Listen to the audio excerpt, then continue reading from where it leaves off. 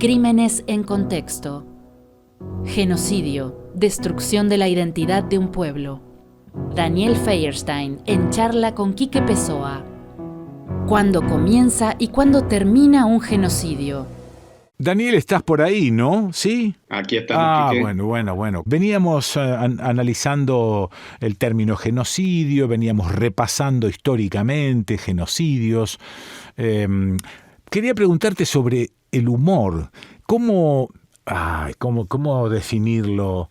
¿Cómo presentarlo al humor en medio de una cosa tan terrible como el genocidio? Pero recuerdo haber escuchado chistes, por ejemplo, de judíos respecto del genocidio, con un humor, si bien ácido, un humor muy de esos humores capaces de resucitarte, capaces de salvarte un poco el espíritu en medio de tanto desastre. ¿Cómo ves vos el tema del humor?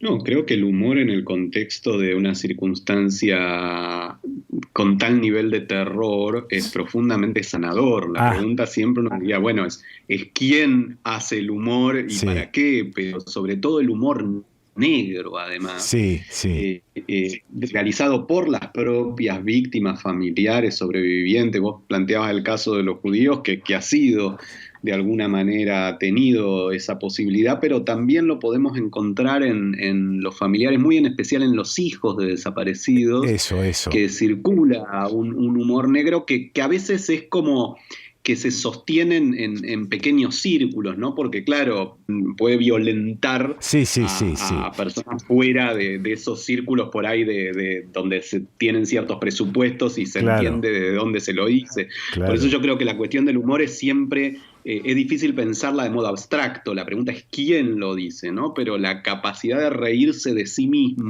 aún en circunstancias aterradoras, es profundamente sanador porque te puede separar un poco, te puede permitir dar un paso por sobre el terror, ¿no? Que distinto es que también existe una película terrible en ese sentido en relación al caso de Indonesia, cuando el humor lo llevan a cabo los propios genocidas, ¿no? Claro. O sea, reírse de lo que hicieron, que eso sí es perverso y profundiza el terror, ¿no? Por eso siempre la cuestión del humor es quién se ríe y de qué, ¿no? Claro, yo a veces suelo comparar el humor en algunas situaciones medio terribles como aquel que silba en la oscuridad para darse un poco de ánimo y de alguna manera conculcar el temor, ¿no?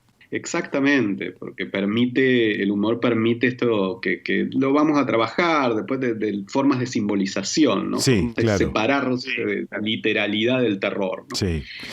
Che, otra cosa que quería preguntarte es sobre la etimología del término genocidio, ¿no? Parecería bastante claro, pero quería preguntarte si hay alguna interpretación sobre genos y sidio, ¿no? Hay un poquito de discusión sobre genos, digamos. Sidio es muy claro, es un sufijo latino y tiene que ver con la cuestión de la matanza. Entonces, en ese sentido, es muy claro, ¿no? O sea, tiene que ver con matar. Genos, hay discusión si proviene del griego o del latín, digamos, en el sentido de la gens griega, en el sentido que da cuenta de aquellos que tienen una identidad común, versus una interpretación que vendría más del latín, que tendría que ver más con la cuestión más racial o la cuestión más... entendida en un sentido más biológico. A mí me gusta más la interpretación esto de la comunidad, de la gens, que es aquellos que tienen una identidad común, y entonces sería sidio, la matanza de aquellos que tienen una identidad común, y tenía que ver con lo que hablábamos en el primer encuentro de esto de que el eje del genocidio es la destrucción de la identidad, ¿no? Claro, y hay que tener también cuidado con la interpretación que uno elige, ¿no? Porque uno tiene que elegir una interpretación también de acuerdo a su propia ideología. Si no, podés estar muy cerca de la palabra raza y cerca de la palabra racismo. Exacto, o sea, y que tiende a esta cuestión que yo digo yo lo llamo con un término por ahí un poco complicado, que es esencializar, ¿no? Pero esta cosa de creer que que esas cosas que aparecen en la cabeza de las personas Sí. para justificar la matanza existen en la realidad, ¿no? Y a mí me parece que hay que cuestionar esa idea Sí, de que esa raza que se arma en la cabeza de alguien existe en la realidad, como si fuera algo que podés tocar, que Claro. existe, cuando en realidad es algo que te imaginaste, Sí, digamos, que se imaginó otra gente, ¿no? Sí, me queda claro. El tiempo de un genocidio, ¿tiene un comienzo, tiene un final? ¿Cómo se determina cuándo comienza? Porque hay genocidios que se han llevado a cabo en la historia a lo largo de la historia. ¿Cuándo comienza y cuándo se da por terminado el genocidio? A mí me parece que es una discusión crucial esa, porque uno tiende a pensar que el genocidio es el momento de la matanza, ¿sí? Ajá, Como si pudiera sí. existir Sí. independientemente de todo lo previo y de todo lo posterior. Ajá. Y creo que pensar la cuestión del tiempo en un genocidio es fundamental, porque es imposible que exista una matanza organizada de población si no hay una serie de hechos previos que suelen llevar bastante tiempo. Ajá. ¿Sí? Ajá. Eso por un lado, y ahora por ahí si querés podemos entrar ahí, y por otro lado, que si el objetivo de un genocidio es destruir la identidad de un pueblo, no termina con la matanza, sino que sigue desplegándose en las formas en las que los que sobreviven recuerdan, rememoran o narran lo que ocurrió. Sí. Y en ese caso, Entonces, ¿los genocidas también continúan después de la matanza con su trabajo?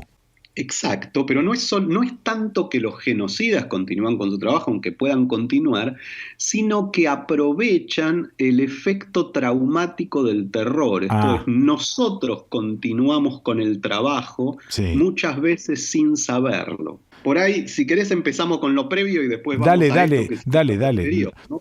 Hay antecedentes. Antes de lo que se denomina la matanza en sí, hay una serie de antecedentes que constituyen también el genocidio. Exacto, por lo menos condiciones de posibilidad del genocidio. Ajá, ¿sí? bien. Y que es importante entenderlas, porque sin eso no hay genocidio, y uno lo puede identificar en muchos de los casos históricos de los genocidios modernos. ¿sí? Yo he identificado una serie de momentos, no siempre están todos, no siempre en el mismo orden, no es que haya una cuestión de que es una receta, pero sí uno puede identificar determinados procesos. Por un lado, la estigmatización. Primero, lo que existe es la necesidad de estigmatizar a grupos de población. Es muy difícil que se pueda matar a aquel al que se considera igual a uno. Entonces aparecen procesos por los cuales vas construyendo que hay una parte de la población que no es parte de tu comunidad, que no es igual a vos, que es peligrosa, que es inferior, que es degenerada, esto ha cambiado a lo largo del tiempo, pero lo que ha sido común es la construcción de un sector y su estigmatización y su diferenciación de la comunidad. O sea que eso que explicás de alguna manera es la preparación cultural del genocidio. Exactamente, y que en verdad no es que siempre lleva a un genocidio, pero sí es que sin eso es muy difícil que exista un genocidio. Entiendo. ¿no?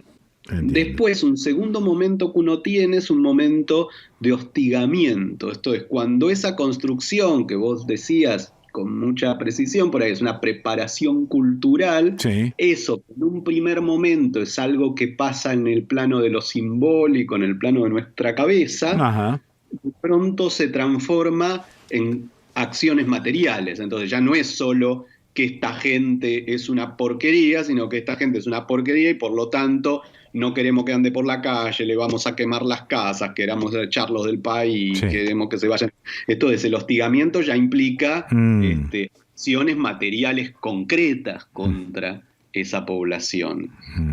Y podríamos decir que hay un tercer momento, y que es fundamental para entender cómo se monta después la matanza, que es el aislamiento. ¿sí? O sea, cuando esas prácticas de hostigamiento avanzan hacia formas en las cuales a esa fracción se le quiebran sus lazos con el conjunto, se la comienza a aislar, ¿sí? Y ese aislamiento puede ser espacial, puede ser simbólico, puede ser político. Esto es generar una imposibilidad de que esa población estigmatizada pueda conectarse con el resto de la población, claro, y que el resto de la población pueda conectarse con ese grupo. La palabra gueto también de alguna manera ejemplifica esto que estás contando del aislamiento. Y sería la forma más lograda del aislamiento. Uno diría, no en todos los genocidios hubo guetos, Ajá. hubo tipos de guetos, formas políticas de aislar. El gueto es como la forma más lograda, por eso está muy bueno para entender qué sería un aislamiento, porque es un aislamiento total, ¿no? Eso. Pongo a toda una población adentro de un lugar y esa población no puede salir y nadie puede entrar. O sea, hay un aislamiento absoluto, que es el momento previo al asesinato, porque si ya los tengo todos juntos y aislados, Eso es. ni siquiera nadie se entera lo que pasa ahí adentro. Es interesante pensar en una lógica de gueto lo que ha ocurrido con determinadas poblaciones o lo que puede ocurrir incluso en nuestro país con lugares a donde cada vez más no accede nadie ni nadie sale, y eso es como la antesala de una posible matanza, ¿no? Cuando una población quedó tan aislada del resto de la sociedad. A ver si voy entendiendo, porque voy juntando algunas miguitas de pensamiento y quería preguntarte, entonces, de acuerdo a esto, con estos antecedentes culturales, Hiroshima y Nagasaki no pueden ser consideradas genocidio. Yo creo que no lo son, creo que son crímenes de lesa humanidad, pero no genocidio. ¿Por qué? Porque básicamente porque no buscan modificar la identidad de un pueblo, que no quiere decir que no mataron a un montón de gente. Claro. Pero ese montón de gente a la que se mató no es que constituya un grupo cuya identidad se buscaba destruir, sino que era matar un montón de gente para tratar de ganar más rápido una guerra, lo cual es espantoso y por eso constituye un crimen contra la humanidad, pero no tiene este elemento que destacaba Lemkin tan importante del uso del terror para transformar la identidad. Claro, y el aislamiento en ese caso tampoco existió en Hiroshima y Nagasaki. Exacto. Lo que no quiere decir que en otros casos ese aislamiento no sea un gueto, pero sí puede ser un aislamiento cuando vos lográs que un grupo político, por ejemplo, deje de tener vinculación con el resto de la sociedad porque todo lo consideran como alguien externo, peligroso, problemático, y buscan no hablarlo, escaparle, más allá de que no exista un gueto donde están todos reunidos, ¿no? Che, Daniel, ¿y el tiempo posterior o el tiempo que sigue o el tiempo previo al cierre definitivo, si es que lo hay? El tiempo posterior tiene que ver con algo que yo llamé la realización simbólica del genocidio, que es cómo el terror y la muerte produce efectos en quienes quedamos vivos. Que tiene que ver con esto de pensar que si decíamos en el primer encuentro que en el genocidio la muerte es una herramienta, no el objetivo, y que el objetivo era transformar la identidad. Bueno, esa transformación de identidad no ocurre automáticamente con la muerte. Sí, claro. Requiere que a partir de la muerte y del terror, nosotros comencemos a cambiar el modo en que nos pensamos a nosotros mismos. Quiénes somos, quiénes eran los que mataron, por qué los mataron.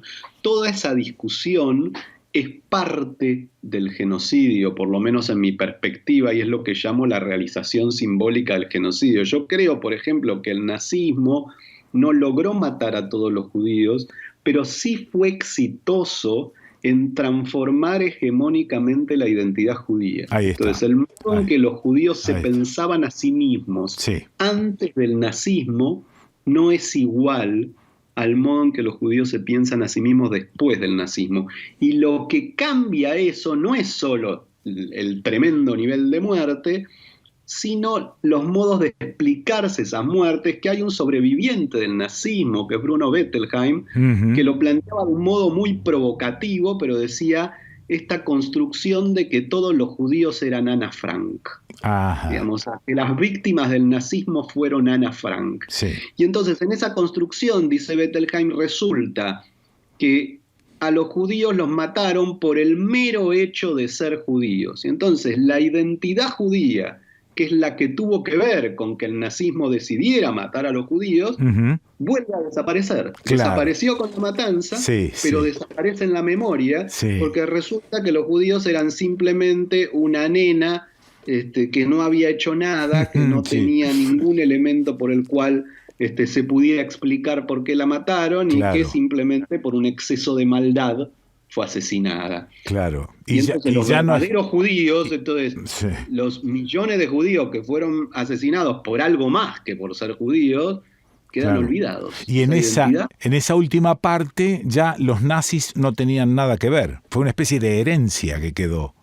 exacto, pero sí que a través del tiempo los genocidas comienzan a estudiar y a tener muy claro este efecto simbólico. Listo, Entonces, listo. es cierto que no pueden incidir mucho, Mm, pero sí saben que un efecto posible del terror va a ser la eliminación de esa identidad. qué maravilla. Qué maravilla. Yo suelo decir que es una apuesta. Sí, sí, El sí, genocidio es una apuesta para destruir una identidad. Esa apuesta por lo general sale bien, no siempre. A veces los pueblos entran en discusión con esa representación. Bueno, parecía al principio que la palabra genocidio iba a dar para que nos juntemos un día, un rato, pero obviamente no es así. Te vuelvo a llamar porque tengo más preguntas sobre el tema genocidio, ¿sí? Claro, la seguimos. Gracias, Daniel, muy amable, abrazo grande. Genocidio, destrucción de la identidad de un pueblo. Crímenes en contexto.